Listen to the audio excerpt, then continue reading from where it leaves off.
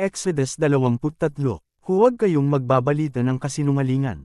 Huwag kayong magsisinungaling para tumulong sa isang taong masama. Huwag kayong makikiisa sa karamihan sa paggawa ng masama.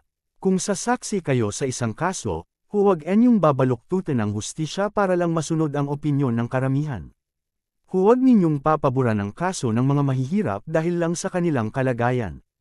Kung makita ninyong nakawala ang baka o asno ng inyong kaaway, kailangang isauli ninyo ito sa kanya.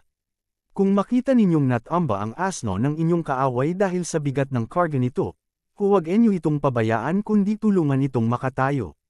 Siguraduhin ninyong mabibigyan ng hustisya ang mga mahihirap sa kaso nila. Huwag kayong magbibintang sa iba ng walang katotohanan.